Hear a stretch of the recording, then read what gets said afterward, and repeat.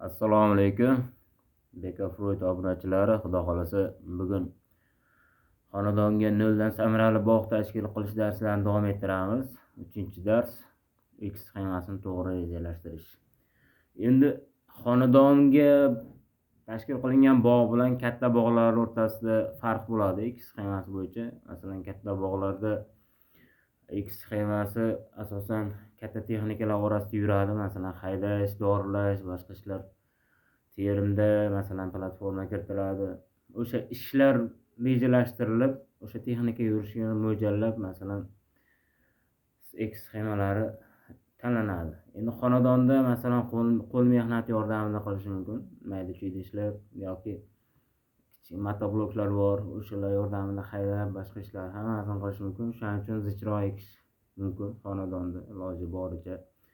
Endi kichkina yer bo'lgandan keyin masalan 2-3 sotikmi, 5-6 sotik, 10 sotikgacha yerlarda misol uchun bir qarich yerdan ham unumli foydalanishimiz kerak bo'ladi. Shuning uchun iloji boricha zich kamroq yerdan ko'proq hosil olishimiz kerak bo'ladi.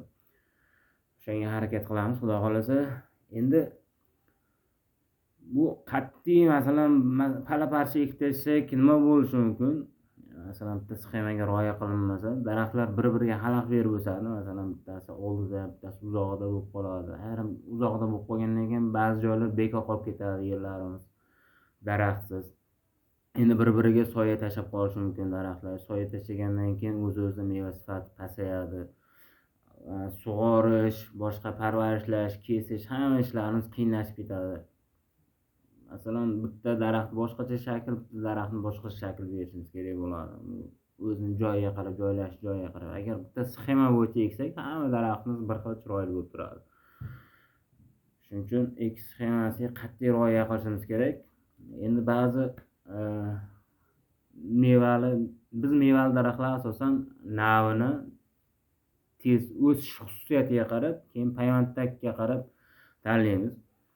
Endi ba'zi daraxtlar mevalarni avval dastlabki 5 yilga alohida sxema, 5 yildan keyingi alohida sxemani rejalashtirib ekishimiz mumkin bo'ladi.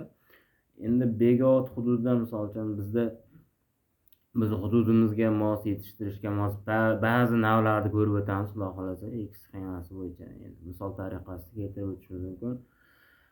Giloslarda masalan giloslar asosan tez o'sar payvandda yetishtiriladi. Endi polkarliklari ham bor. Ularni biz tavsiya qilmaymiz begot issiq sharoitga. Biz sharoitimizga yaxshi moslashmaydi. Shuning uchun tez o'sar payvanddagilarda ham gilosda ba'zi navlari tik o'sadi, ba'zi navlari yoyilib o'sadigan navlari bor. Misol uchun lapins navi tikroq o'sadi. Skina navi yoyilib o'sadigan nav hisoblanadi. Shuning uchun tik o'sadigan navlarda 4 ga 2 qilib eksak bo'ladi sxemani. Yoyilib o'sadigan navlarda 4 ga 3 qilishimiz kerak bo'ladi.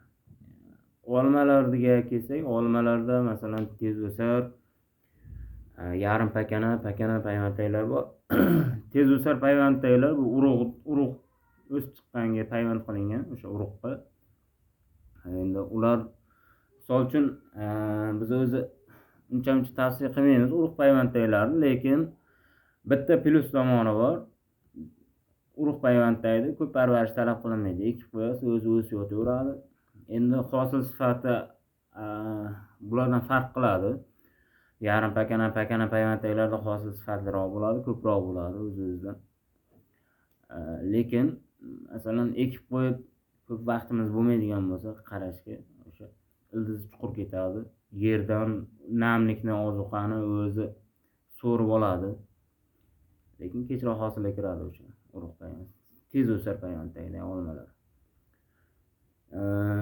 Endi bularning X sxemasi ham keyinroq bo'ladi. O'z-o'zidan tez o'sar bo'lgandan keyin kamida 5 ga 3 sxemada ekishimiz kerak bo'ladi. MM106 payvanddagida yarim pakana. Buni 4 ga 2 sxemada eksak bo'ladi. M9 karliki payvandda eng pakanasi. Buni 4 ga 1 sxemada ekamiz.